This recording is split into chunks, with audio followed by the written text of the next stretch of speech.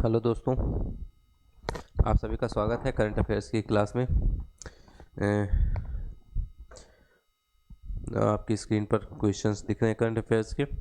Are O के लिए PCS, UP PCS, R O ये समझिए करंट अफेयर्स की क्लास है, तो वनडे एग्जाम्स में भी काम आएंगे, आर ओ में भी, रेलवे में भी, लेखपाल में भी, लेकिन मेनली फोकस करेंगे हम लोग आर ओ के लिए। स्टेटमेंट वाले क्वेश्चन अधिकतर वनडे एग्जाम्स में नहीं पूछे जाते हैं, इसलिए आर ओ के लिए कोशिश करेंगे हम लोग। ठीक, कोई भी क्वेश्चन में आप लोगों को कन्फ्यूजन होगा तो आप लोग कमेंट में बताइएगा। जो भी बच्चे चैनल पर नए होंगे चैनल को लाइक शेयर और सब्सक्राइब कर लेंगे, अपने दोस्तों को भी शेयर कर देंगे। आइए चलिए शुरू करते हैं।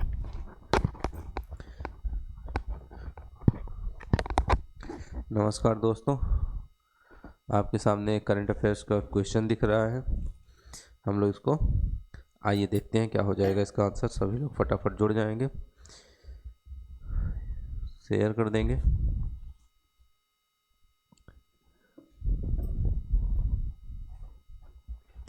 क्लियर है?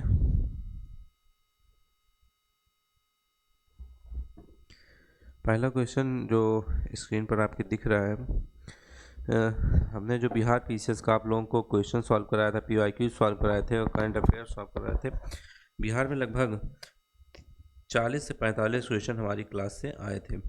लगभग 40 से 45 क्वेश्चन पीवाईक्यू और करंट अफेयर सारे कुछ मिला के 40 से 45 क्वेश्चन हमारी सिर्फ क्लास से ही आ गए थे। जो हमारा क्लास ही करके गया होगा जो भी बच्चा, वो हमारी क्लास से ही उसको 40 से 45 क्वेश्चन मिल जाते हैं।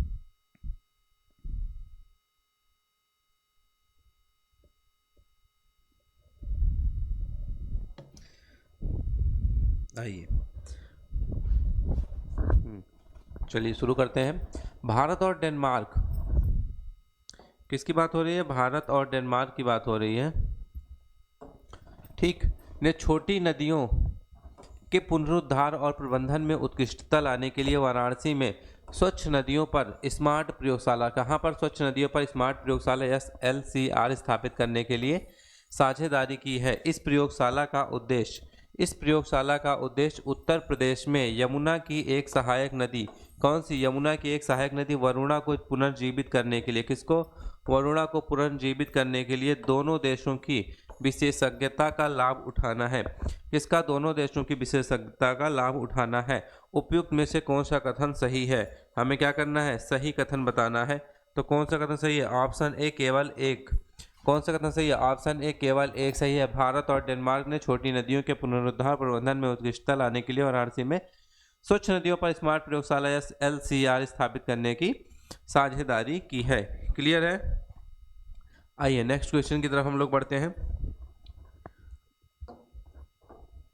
कौन सा राज्य किसानों से सभी फसलों को MSP पर खरीदने वाला, किसानों से सभी फसलों को किस पर? MSP पर खरीदने वाला भारत का पहला राज्य बन गया है? इसमें से कौन सा है जो MSP पर खरीदने वाला भारत का पहला राज्य बन गया है?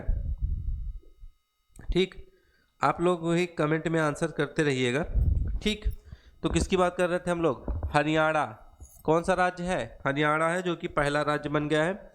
नेक्स्ट क्वेश्चन है, सुप्रीम कोर्ट के जस्टिस भूषण रामकृष्ण, कौन सुप्रीम कोर्ट के जस्टिस हैं? भूषण रामकृष्ण गवई ने चेक बाउंस मामलों के निपटान हेतु केरल के, कहाँ की बात हो रही है? केरल में, केरल के कोल्लम में, कहाँ पर?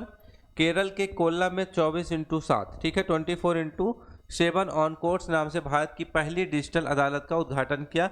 डिजिटल अदालत केस, कौन सा? डिजिटल अदालत केस फाइलिंग से लेकर फैसले और आदेश सुनाने तक पूरी तरह से क्या करेगी?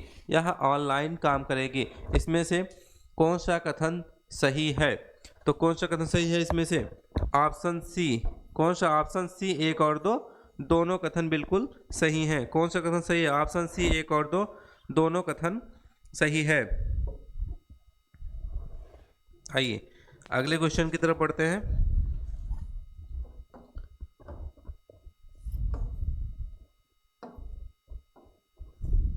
चलिए अगला क्वेश्चन है, भगवान हनुमान की 90 फुट ऊंची कांस्य प्रतिमा स्टैचू ऑफ यूनियन का, किसकी बात हो रही है? स्टैचू ऑफ यूनियन का उद्घाटन कहाँ हुआ है? इसमें से स्टैचू ऑफ यूनियन का उद्घाटन कहाँ पर हुआ है? अमेरिका में। स्टैचू ऑफ यूनियन का उद्घाटन कहाँ पर हुआ है? अमेरिका में स्टैचू ऑफ यूनियन का उद्घाटन किया गया है अमेरिका के टेक्सास में। कहाँ पर? अमेरिका के टेक्सास में किया गया है। ऑप्शन टेक्सास भी दे सकता है, इसलिए जानते रहिए कि कहाँ पर किया गया है। अमेरिका के टेक्सास में किया गया है। अमेरिका के टेक्सास में किया गया है। यह तीसरी सबसे ऊंची, यह जो है भगवान हनुमान की जो है अमेरिका की तीसरी सबसे ऊंची मूर्ति हो गई है अभी तक। ठीक है, चलिए नेक्स्ट क्वेश्चन की तरफ बढ़ते हैं।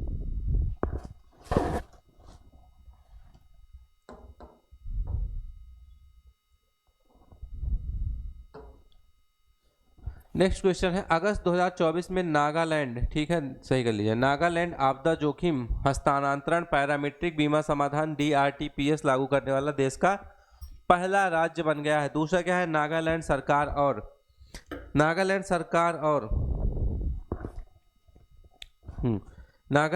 सरकार और ICICI प्रूडेंशियल लाइफ इंश्योरेंस ने DRTPS के लिए समझौता ज्ञापन पर हस्ताक्षर किए। तो इसमें से कौन सा कथन सही है? केवल एक। कौन सा? ऑप्शन ए केवल एक कथन सही है। ऑप्शन ए केवल एक कथन सही है। नागालैंड सरकार और किसके बीच? ICI नहीं बल्कि किसके? SBI के बीच हुआ है समझौता। किसके बीच? SBI। ठीक, किसके बीच हुआ है? SBI के बीच। ठीक, SBI जनरल इंश्योरेंस ने DRTPS के लिए क्या क्या समझौता ज्ञापन पर हस्ताक्षर किया इसने। क्लियर? चलिए नेक्स्ट क्वेश्चन की तरफ बढ़ते हैं। नेक्स्ट क्वेश्चन है, 17वें राष्ट्रीय फिल्म पुरस्कार 2024 में किसमें? 17वें राष्ट्रीय फिल्म पुरस्कार 2024 में किसे सर्वश्रेष्ठ फीचर फिल्म का पुरस्कार दिया गया है? सर्वश्रेष्ठ फीचर फिल्म का पुरस्कार किसको दिया गया है? आट्टम को। सर्वश्रेष्ठ फीचर फिल्म का पुरस्कार आट्टम को दिया गया है। सर्वश्रेष्ठ अभिनेता ऋषभ शेट्टी। सर्वश्रेष्ठ अभिनेता कौन थे? सर्वश्रेष्ठ अभिनेता थे ऋषभ शेट्टी जी, उनको मिला था। सर्वश्रेष्ठ अभिनेत्री नित्या मेनन और मानसी पारेख। सर्वश्रेष्ठ निर्देशक स्वराज बड़जात्या। और सर्वश्रेष्ठ हिंदी फिल्म गुलमोहर। सर्वश्रेष्ठ हिंदी फिल्म कौन सी थी? गुलमोहर थी। जो बता रहे हैं वो भी आप लोग लिख लीजिएगा। आइए अगला क्वेश्चन है, किस राज्य ने गृहिणियों को सशक्त बनाने के लिए, किसको? गृहिणियों को सशक्त बनाने के लिए हर घर हर गृहिणी योजना, कौन सा? हर घर हर गृहिणी योजना पोर्टल की शुरुआत की है। हर घर हर गृहिणी योजना पोर्टल की शुरुआत किसने की है? हरियाणा ने की है। हर घर हर गृहिणी योजना पोर्टल की शुरुआत हरियाणा ने की। इसमें गरीब परिवारों को क्या किया जाएगा? मात्र 500 रुपये में गैस सिलेंडर उपलब्ध कराया जाएगा। क्या किया जाएगा? गरीब परिवारों को मात्र कितने? 500 रुपीज में गैस सिलेंडर उपलब्ध कराया जाएगा। ठीक, आइए नेक्स्ट क्वेश्चन है, निम्नलिखित कथनों पर विचार कीजिए। 5 अगस्त 2024 को राष्ट्रीय महिला आयोग की अध्यक्ष रेखा शर्मा ने डिजिटल शक्ति अभियान के अंतर्गत डिजिटल शक्ति केंद्र का उद्घाटन किया। किसका? डिजिटल शक्ति अभियान के तहत डिजिटल शक्ति केंद्र का उद्घाटन किया। अगला है, डिजिटल शक्ति केंद्र का उद्घाटन यूनेस्को के सहयोग से किया गया है। किसका? यूनेस्को की बात हो रही है, तो कौन सा ऑप्शन सही है? सही कथन बताना है। सही कथन बताना तो केवल एक। कौन सा ऑप्शन सही हो जाएगा? केवल एक ऑप्शन इसमें सही है। ठीक, इसका उद्घाटन यूनेस्को के सहयोग से नहीं बल्कि साइबर पीस फाउंडेशन के सहयोग से किया गया है। ठीक है, यूनेस्को नहीं बल्कि साइबर पीस फाउंडेशन के सहयोग से किया गया है।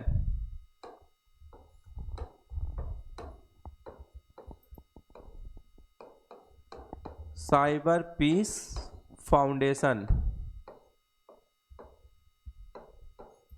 साइबर पीस फाउंडेशन के सहयोग से इसका उद्घाटन किया गया है। ठीक है, इसका उद्देश्य क्या है? महिलाओं को लक्षित करने वाले जो साइबर अपराध के बारे में उनका जागरूकता बढ़ाना और शिकायतों को दर्ज करना और उनका समाधान करने के लिए आवश्यक तकनीकी सहायता प्रदान करना इसका उद्देश्य है। नेक्स्ट क्वेश्चन है, 9वें, ठीक है, 9th ICC महिला T20 विश्व कप 2024 का आयोजन स्थल बांग्लादेश से किस देश को, किसको? बांग्लादेश से किस देश को स्थानांतरित कर दिया गया है? बांग्लादेश से किस देश को स्थानांतरित कर दिया गया है? किसको कर दिया गया है? संयुक्त अरब अमीरात को कर दिया गया है स्थानांतरित। बांग्लादेश में जो है राजनीतिक उथल पुथल के कारण अंतर्राष्ट्रीय क्रिकेट परिषद आईसीसी ने 9वां आईसीसी महिला T20 विश्व कप को बांग्लादेश से संयुक्त अरब अमीरात यूएई में स्थानांतरित कर दिया। बांग्लादेश क्या है? अभी भी प्रतियोगिता का मेजबान देश है, लेकिन अभी क्या है, मैच यूएई में खेले जाएंगे। ठीक, आइए अगले क्वेश्चन की तरफ बढ़ते हैं। अगला क्वेश्चन है, निम्नलिखित कथनों पर विचार करें। 23 अगस्त 2024 को, कब 23 अगस्त 2024 को भारत ने अपना पहला राष्ट्रीय अंतरिक्ष दिवस NSPD 2024 मनाया। ठीक, इसी दिन 23 अगस्त 2023 को भारत के चंद्रयान 2 मिशन ने चंद्रमा के दक्षिणी ध्रुवीय क्षेत्र पर उतरने की उपलब्धि हासिल की थी। ठीक, उपयुक्त में से कौन सा कथन सही है? उपयुक्त में से सही कथन बताना है। क्या हो जाएगा? केवल एक। इसमें से कौन सा कथन सही है? केवल एक। 23 अगस्त 2024 को भारत ने अपना पहला राष्ट्रीय अंतरिक्ष दिवस NSPD 2024 मनाया है। ठीक, और दूसरा आंसर सही नहीं है। ठीक, इसमें क्या हो जाएगा? 23 अगस्त 2024 को भारत ने अपना पहला अंतरिक्ष दिवस NSPD मनाया। इसी दिन 23 अगस्त 2023 को भारत के चंद्रयान 2 नहीं बल्कि कौन सा, चंद्रयान 3 मिशन ने, कौन सा, चंद्रयान 2 के जगह क्या हो जाएगा? चंद्रयान 3 मिशन ने चंद्रमा के दक्षिणी ध्रुव, कहां पर? चंद्रमा के दक्षिणी ध्रुवीय क्षेत्र पर उतरने की उपलब्धि हासिल की। राष्ट्रीय अंतरिक्ष दिवस 2024 की थीम क्या थी? राष्ट्रीय अंतरिक्ष दिवस 2024 की थीम थी चंद्रमा को छूते हुए जीवन को छूना, भारत की अंतरिक्ष गाथा, ये इसकी थीम थी। क्लियर है? चलिए नेक्स्ट क्वेश्चन की तरफ बढ़ते हैं। किसे पेरिस ओलंपिक 2024 में, किसे जो है पेरिस ओलंपिक 2024 के समापन समारोह के लिए भारतीय ध्वजवाहक के रूप में नियुक्त किया गया है? ये सभी को पता होगा, आप सभी को इसका आंसर पता होगा। किसको? मनु भाकर को और PR श्रीजेश को। A और B दोनों। क्या हो जाएगा इसका आंसर? A और B दोनों हो जाएगा। मनु भाकर के साथ जो भारतीय हॉकी टीम के दिग्गज गोलकीपर है PR श्रीजेश, ये भी ध्वजवाहक थे। ठीक, चलिए नेक्स्ट क्वेश्चन की तरफ बढ़ा जाए।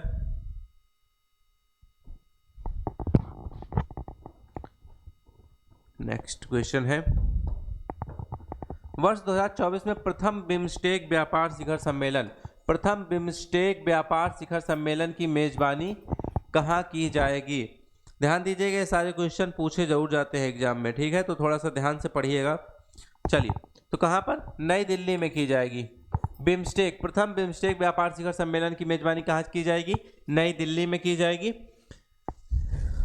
इसमें इस सम्मेलन की बैठक 6 से 8 अगस्त 2024 तक की जाएगी। कब से कब? 6 से 8 अगस्त 2024 में की जाएगी। बिम्स्टेक की जो पहली व्यापार शिखर बैठक है विदेश मंत्रालय द्वारा भारतीय उद्योग परिसंघ CII के सहयोग से आयोजित की जा रही है। ठीक है, आइए नेक्स्ट। मुख्यमंत्री युवा उद्यमी विकास योजना, मुख्यमंत्री युवा उद्यमी विकास योजना के संदर्भ में निम्नलिखित कथनों पर विचार कीजिए। 15 अगस्त 2024 को, कब? 15 अगस्त 2024 को उत्तर प्रदेश के मुख्यमंत्री योगी आदित्यनाथ ने मुख्यमंत्री युवा उद्यमी विकास योजना की घोषणा की। दूसरा क्या है? योजना के तहत सरकार युवा उद्यमियों को ब्याज मुक्त ऋण उपलब्ध कराएगी। इसमें से कौन सा कथन सही है ये बताना है। कौन सा कथन सही है? ऑप्शन C 1 और 2 दोनों कथन सही हैं। दोनों कथन बिल्कुल सही हैं। ऑप्शन C 1 और 2 दोनों कथन बिल्कुल सही है। क्लियर है? आइए नेक्स्ट क्वेश्चन की तरफ बढ़ा जाए।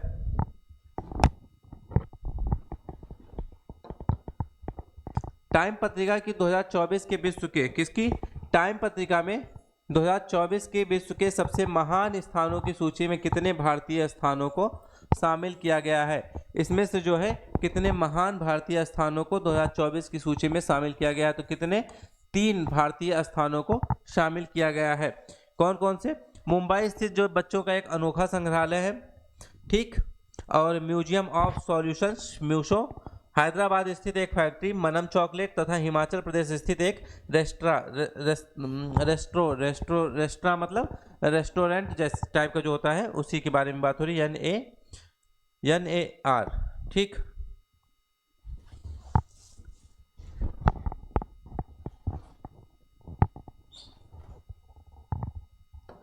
अगला क्वेश्चन है ऑनलाइन समन और वारंटी जारी करने के नियमों को ऑनलाइन समन और वारंट जारी करने के नियमों को अधिसूचित करने वाला देश का पहला राज्य कौन बना है? देश का पहला राज्य कौन बन गया है? ऑनलाइन समन और वारंट जारी करने के नियमों को अधिसूचित करने वाला देश का पहला राज्य कौन बन गया है? मध्य प्रदेश बन गया। मध्य प्रदेश ने क्या किया है? डिजिटल समन और वारंट जो नियम है उसको औपचारिक रूप देने वाला देश का पहला राज्य बना है।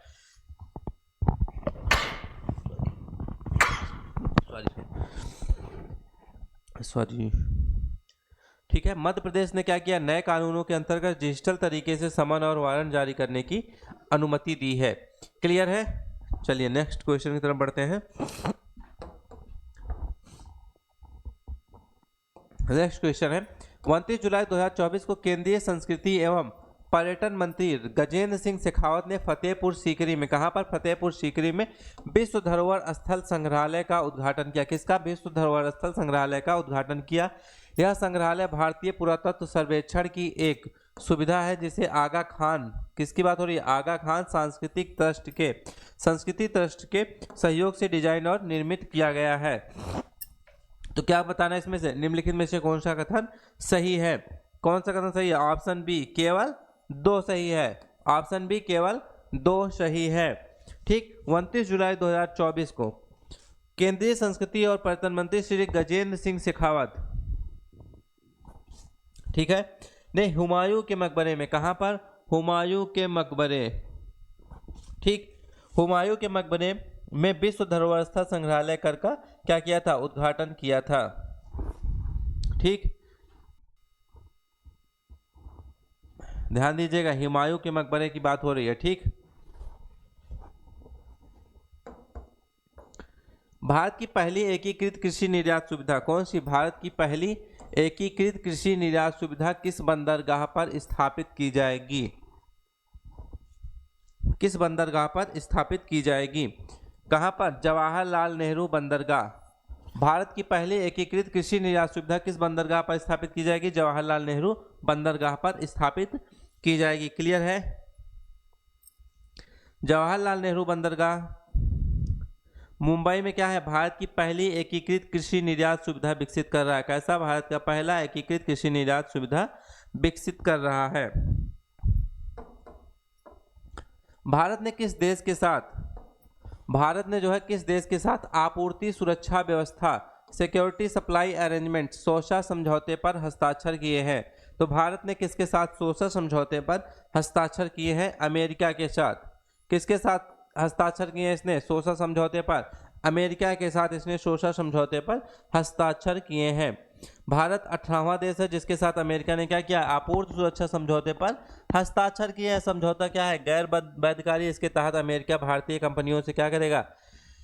रक्षा वस्तुओं की प्राथमिकता के आधार पर डिलीवरी का अनुरोध कर सकता है और भारत अमेरिकी कंपनियों से रक्षा वस्तुओं की प्राथमिकता के आधार पर डिलीवरी का अनुरोध कर सकता है।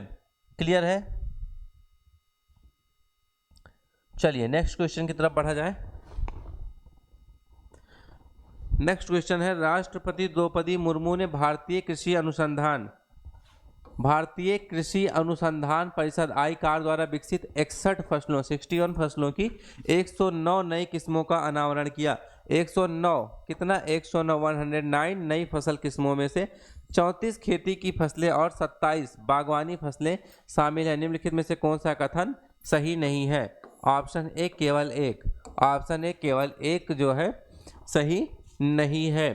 क्यों? क्योंकि 11 अगस्त 2024 को ICAR में किसने? राष्ट्रपति द्रौपदी मुर्मू ने नहीं बल्कि किसने? प्रधानमंत्री माननीय नरेंद्र मोदी जी ने किया था।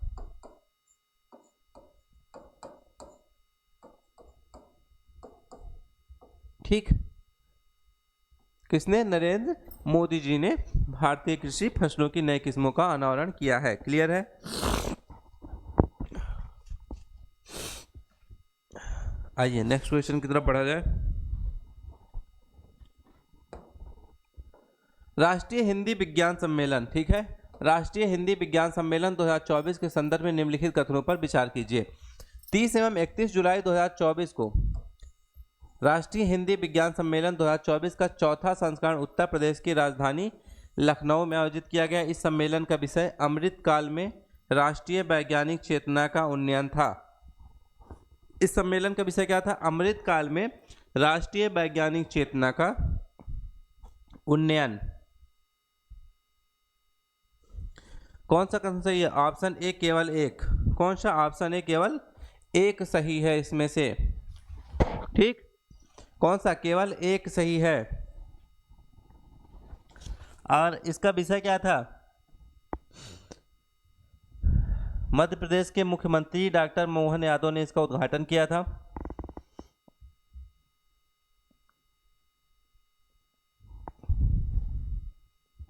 कौन सा कथन सही नहीं है ये पूछ रहा है। अच्छा, सही नहीं है पूछ रहा है, तो कथन एक जो है सही नहीं है। ठीक, लखनऊ में नहीं। ठीक है, कहाँ पर? डॉक्टर मोहन यादव ने इसका उद्घाटन किया था। ठीक, मध्य प्रदेश की राजधानी भोपाल में आयोजित किया गया था। कहाँ पर? उत्तर प्रदेश की राजधानी नहीं, बल्कि कहाँ पर? मध्य प्रदेश की राजधानी भोपाल में।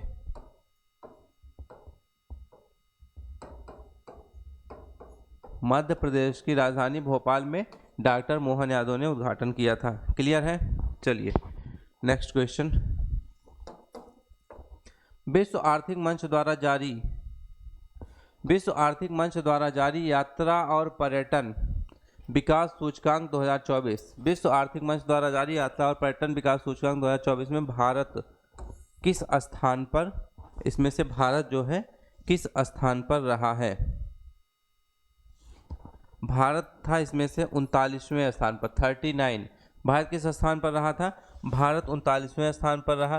भारत की वर्तमान रैंकिंग 2024 TTDI में 119 देशों में 39वां स्थान है।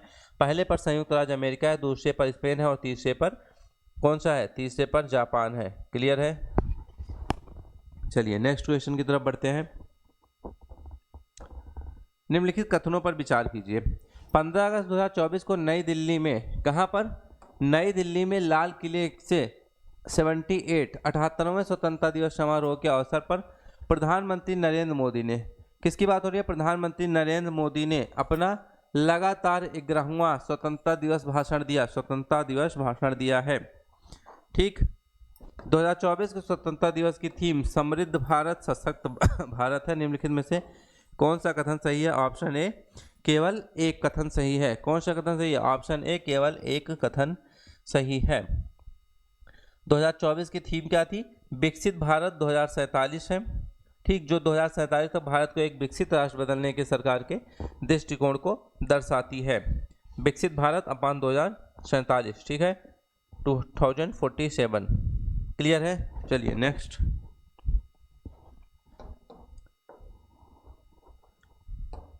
अगस्त 2024 में किस राज्य ने सार्वजनिक वितरण प्रणाली, कैसी सार्वजनिक वितरण प्रणाली को आधुनिक बनाने के लिए भारत का पहला 24x7 अनाज ATM लॉन्च किया है?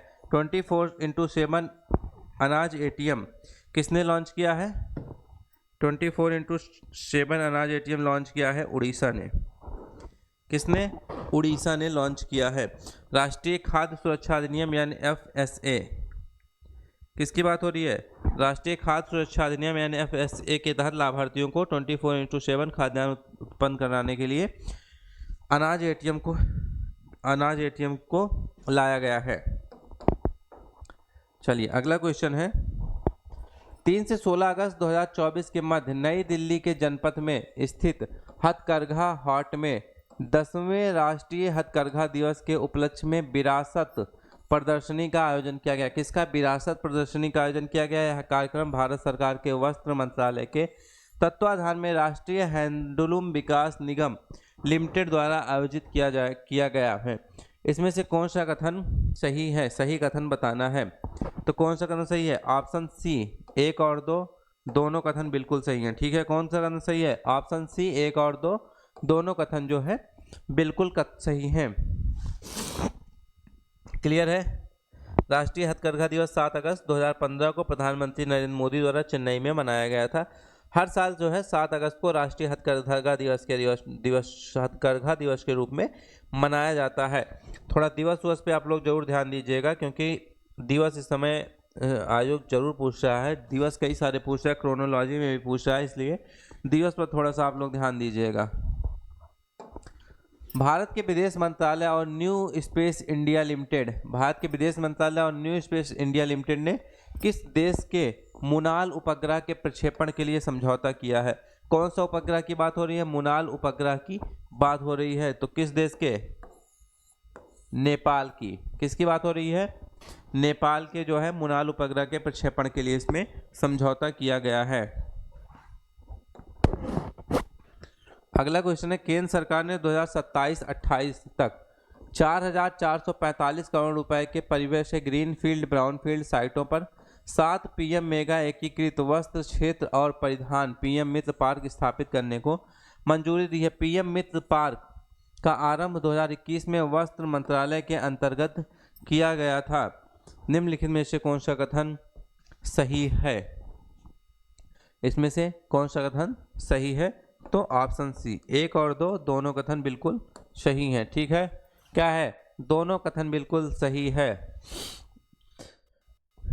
ठीक, चलिए नेक्स्ट क्वेश्चन की तरफ बढ़ते हैं। इस तरह के क्वेश्चन भी काफी क्वेश्चन आयोग ने पूछा था इस बार यूपी पीसीएस में।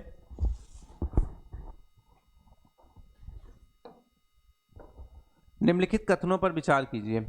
26 जुलाई 2024 को भारत मंडपम नई दिल्ली में भारत और फ्रांस के बीच सांस्कृतिक संपत्ति समझौता, किसकी बात हो रही है? सांस्कृतिक संपत्ति समझौते की बात हो रही है, ठीक, पर हस्ताक्षर किए। समझौते का उद्देश्य भारत और फ्रांस के बीच क्या है? समझौते का उद्देश्य भारत और फ्रांस के बीच पुरा अवशेषों की अवैध तस्करी को रोकना है। कौन सा ऑप्शन सही है? क्या करना है? सही कथन बताना है। ऑप्शन डी, ना तो 1 और ना ही 2। क्लियर? क्यों? क्योंकि नई दिल्ली में भारत और फ्रांस के बीच नहीं बल्कि किसके बीच? भारत और संयुक्त राज्य अमेरिका के बीच आयोजित हुआ था।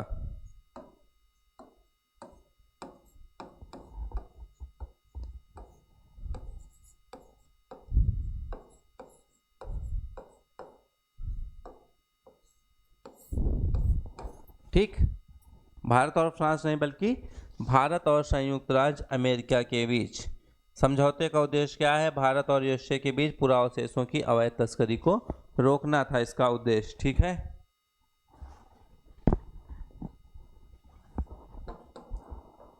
अगस्त 2024 में प्रधानमंत्री जनधन योजना ने कितने साल पूरे कर लिए हैं?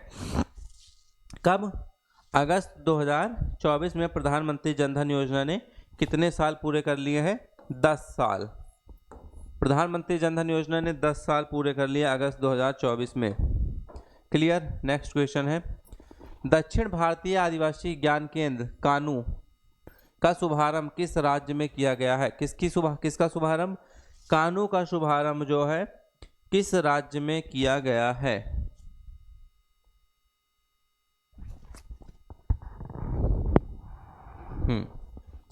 किस राज्य में किया गया है कानू का शुभारंभ? कर्नाटक में। कहाँ से कानू? कहाँ से? कर्नाटक। कहाँ से कानू और कहाँ से? कर्नाटक का शुभारंभ किया गया है। इसमें दक्षिण भारतीय आदिवासी ज्ञान केंद्र कानू को 25 अगस्त को कर्नाटक के बीआर हिल्स स्थित जो जनजातीय स्वास्थ्य संसाधन केंद्र है THRC में लॉन्च किया गया जाएगा। प्रशांत एन श्रीनिवास, कौन? प्रशांत एन श्रीनिवास क्या कह रहे हैं इसके बारे में? वो कहते हैं कि कानू का कन्नड़ और सोलिगा दोनों भाषाओं में अर्थ सदाबहार वन होता है। कैसा वन होता है? अर्थ सदाबहार वन होता है। इसका उद्देश्य क्या है? इसका उद्देश्य है दक्षिण भारतीय आदिवासी अतीत वर्तमान और संस्कृति पर पहला ज्ञान केंद्र बनना इसका उद्देश्य है। इसको क्या कहा जाता है? ज्ञान का वृक्ष। अगला क्वेश्चन है, किस राज्य की सरकार ने मंदिरों, मठों और ट्रस्टों के, ठीक है, ट्रस्टों के पंजीकरण को अनिवार्य कर दिया है? किस राज्य सरकार ने किया है? बिहार राज्य सरकार ने। किसने? बिहार राज्य सरकार ने मंदिर, मठ और ट्रस्टों के पंजीकरण को अनिवार्य कर दिया है। क्लियर? आइए नेक्स्ट क्वेश्चन की तरफ बढ़ते हैं। नेक्स्ट क्वेश्चन है, राष्ट्रपति भवन के प्रतिष्ठित दरबार हॉल का नाम कौन सा? जो दरबार हाल है राष्ट्रपति भवन का, इसका राष्ट्रपति भवन का जो दरबार हाल है, इसका नाम बदलकर क्या रख दिया गया है? गणतंत्र मंडप। क्या रख दिया गया है? दरबार हाल का नाम बदलकर गणतंत्र मंडप रख दिया गया है। द्रौपदी मुर्मू ने राष्ट्रपति के दो, ठीक है, राष्ट्रपति भवन के दो महत्वपूर्ण हाल, एक दरबार हाल और एक अशोक हॉल का नाम बदलकर एक का नाम दरबार हाल का नाम गणतंत्र मंडप रख दिया और अशोक हॉल का नाम अशोक मंडप किया है। अशोक हॉल का नाम अशोक मंडप कर दिया है। ठीक। और जो 2023 में राष्ट्रपति भवन में जो मुगल गार्डन है, उसका नाम अब बदलकर क्या कर दिया गया है? अमृत उद्यान कर दिया गया है। क्या कर दिया गया? अमृत उद्यान कर दिया गया है। चलिए अगले क्वेश्चन की तरफ बढ़ते हैं। अगला क्वेश्चन है, केंद्र सरकार ने 31 मार्च 2027 तक देश भर में कितने प्रधानमंत्री भारतीय जनऔषधि खोलने का लक्ष्य रखा है? कितने? 25,000 प्रधानमंत्री जनऔषधि केंद्र खोलने का लक्ष्य रखा गया है 31 मार्च 2027 तक। क्लियर? नेक्स्ट, प्रधानमंत्री नरेंद्र मोदी की यूक्रेन यात्रा के संदर्भ में निम्नलिखित कथनों पर विचार करें। वर्ष 1992 में दोनों देशों के बीच राजनयिक संबंधों की स्थापना के बाद से किसी भारतीय प्रधानमंत्री ने की यूक्रेन की पहली यात्रा है। ठीक, ध्यान दीजिएगा थोड़ा, आयोग इस टाइम ऐसे ही क्वेश्चन पूछ रहा है, ऐसे ही क्वेश्चन में फंसा रहा है आयोग इस टाइम पे। आपने पीसीएस जो भी बच्चों ने दिया होगा उनको पता होगा। ठीक है, तो थोड़ा सा ध्यान से देखिएगा क्वेश्चन आप लोग। ठीक, तो यूक्रेन की पहली यात्रा है, बिल्कुल सही। प्रधानमंत्री नरेंद्र मोदी ने यूक्रेन को 4 भीष्म सहयोग, ठीक है, 4 भीष्म मतलब भीष्म का मतलब सहयोग, हित और मैत्री के लिए भारत स्वास्थ्य पहल क्यों उपहार में दी है? इसमें से कौन सा कथन सही है? सही कथन बताना है। तो दोनों कथन बिल्कुल सही है, ऑप्शन सी हो जाएगा। 1 और 2 दोनों कथन बिल्कुल सही हो जाएगा। क्लियर?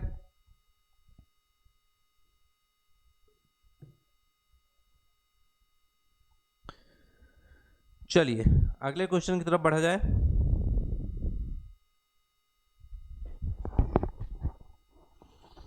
नेक्स्ट क्वेश्चन है,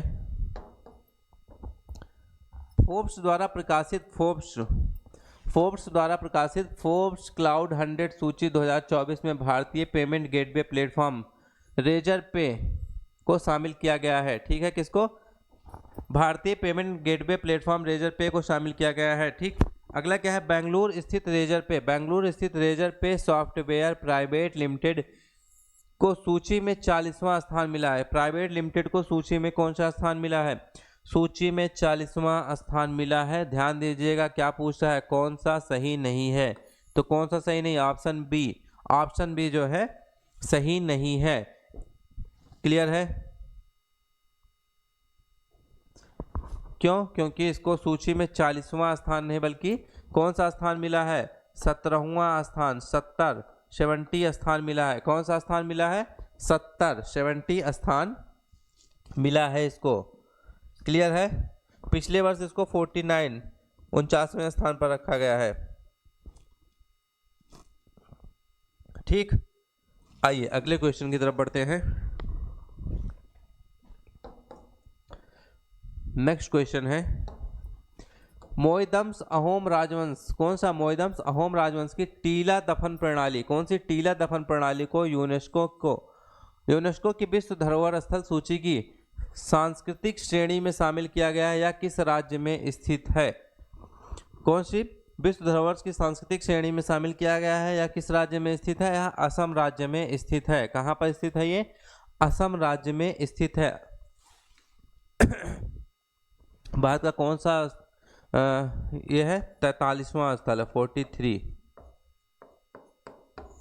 ध्यान दीजिएगा, कौन सा? 43 43वां स्थल है इस सूची में, विश्व धरोहर स्थल की सूची में शामिल होने वाला।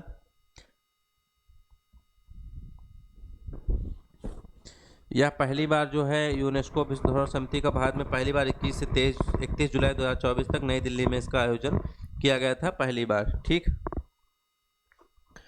आइए अगला क्वेश्चन है, जर्मनी जो है आधिकारिक तौर पर दक्षिण कोरिया में सियोल के दक्षिण में प्योंगटेक में संयुक्त राज्य अमेरिका यूएसए के नेतृत्व वाले संयुक्त राष्ट्र कमान यूएनसी में शामिल हो गया। जर्मनी यूएनसी का 18वां सदस्य देश बन गया है। इसमें से कौन सा कथन सही है ये बताना है। तो ऑप्शन सी 1 और 2 दोनों कथन जो है बिल्कुल सही है। कौन सा कथन सही है? ऑप्शन सी 1 और 2 दोनों कथन बिल्कुल सही है। क्लियर है? ऐसा करने वाला कौन सा सदस्य बना, ऐसा करने वाला कौन सा देश बना? ये 18वां देश बना है, 18th। ठीक। यूएनसी की स्थापना कब हुई थी? यूएनसी की स्थापना 7 जुलाई 1950 को हुई थी। संयुक्त राष्ट्र ने दक्षिण कोरिया के खिलाफ उत्तर कोरिया के आक्रमण को मान्यता दी थी। नेक्स्ट,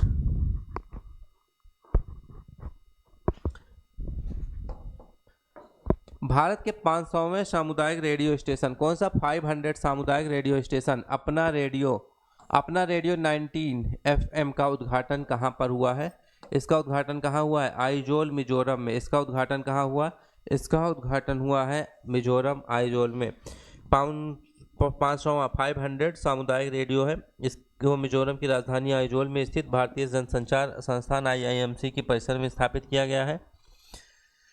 ठीक, चलिए अगले क्वेश्चन की तरफ बढ़ते हैं। अगला क्वेश्चन है 9वां, ठीक है, 9th जो है 9वें जो है T20 महिला एशिया कप 2024 का खिताब किसने जीता है? तो 2024 का खिताब किसने जीता है? श्रीलंका ने। T20 महिला एशिया कप 2024 का खिताब श्रीलंका ने जीता। श्रीलंका ने इतिहास रचते हुए क्या किया? वीमेंस एशिया कप 2024 का खिताब जीत लिया। श्रीलंका टीम ने भारत को 8 विकेट से हराया। कितने? 8 विकेट से हराया था। यह श्रीलंका टीम ने पहली बार यह खिताब जीता। महिला एशिया कप की शुरुआत कब हुई थी? 2004 में हुई थी। क्लियर है? आइए अगले क्वेश्चन की तरफ बढ़ा जाए।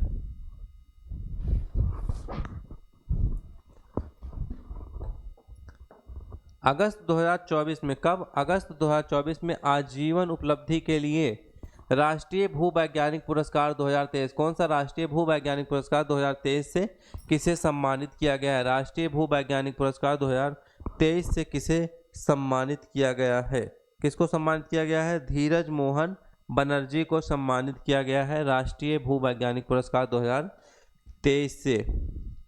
20 अगस्त 2024 को राष्ट्रपति द्रौपदी मुर्मू ने राष्ट्रपति भवन में एक समारोह विजेताओं को क्या किया? इसमें पुरस्कार दिया था, राष्ट्रीय भूविज्ञान पुरस्कार प्रदान किया था।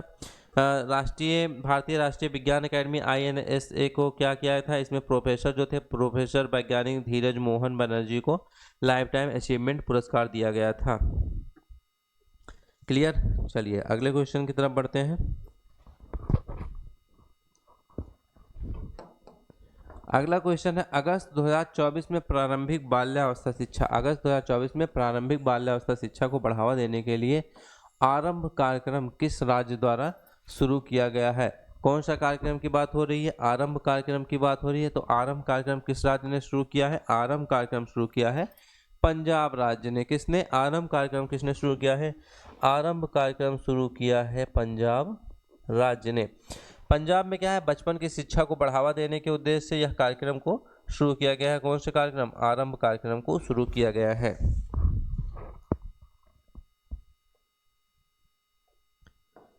आइए अगला है अगस्त 2024 में देश में चिकित्सा पेशेवरों की सुरक्षा, किसकी बात हो रही है? जो चिकित्सा पेशेवरों की सुरक्षा, ठीक, पर गठित राष्ट्रीय टास्क फोर्स के अध्यक्ष, किसकी बात हो रही है? राष्ट्रीय टास्क फोर्स के अध्यक्ष के रूप में किसे नियुक्त किया गया है? तो राष्ट्रीय टास्क फोर्स के अध्यक्ष के रूप में किसे नियुक्त किया गया है? राजीव गौबा को। किसको?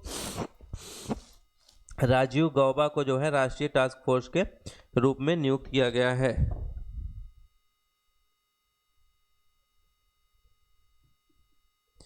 आइए अगले क्वेश्चन की तरफ बढ़ते हैं।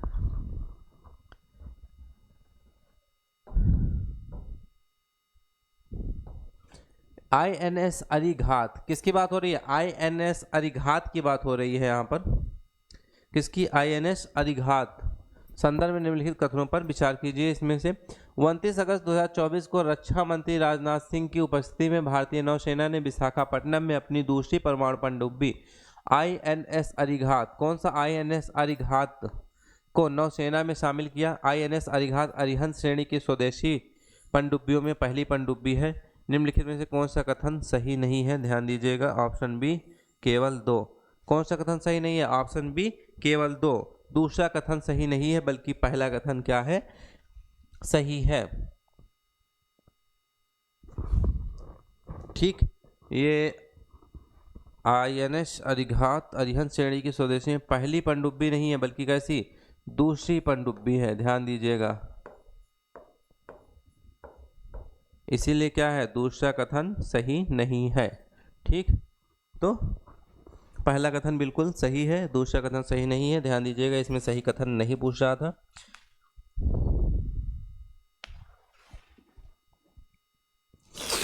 नेक्स्ट, अगला क्वेश्चन है,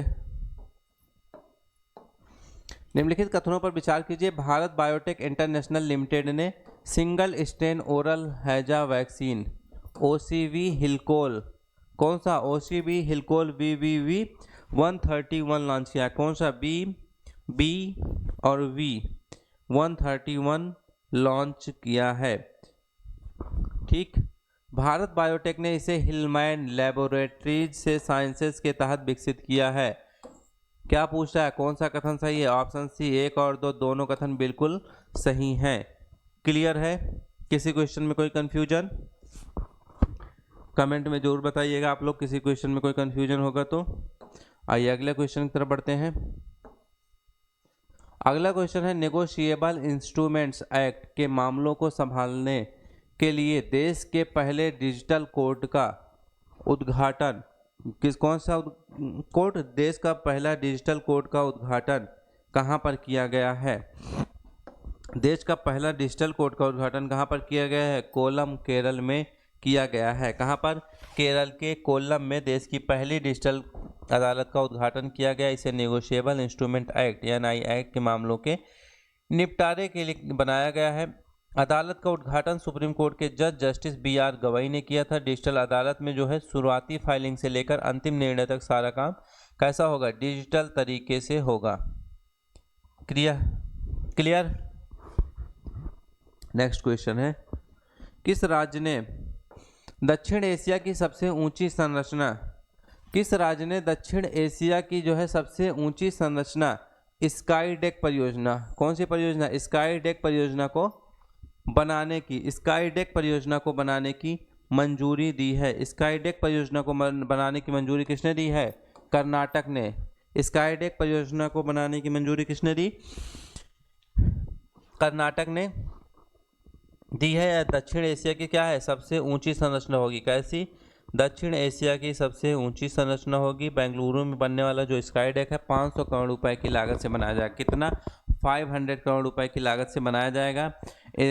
स्काई डेक न केवल बेंगलुरु के बुनियादी ढांचे को बढ़ावा देगा, बल्कि इस जगह से पूरे शहर को 360 डिग्री के एंगल से देखा जा सकेगा। कितना? 360 डिग्री के एंगल से देखा जा सकेगा। क्लियर है? किसी भी क्वेश्चन में कोई कंफ्यूजन? अगर आप सभी को किसी भी क्वेश्चन में कोई कंफ्यूजन हो तो कमेंट में ज़रूर बताइएगा। आप सभी का हमारे साथ जुड़े रहने के लिए बहुत बहुत धन्यवाद। मिलते हैं आप सभी से नेक्स्ट क्लास में। जय हिंद दोस्तों।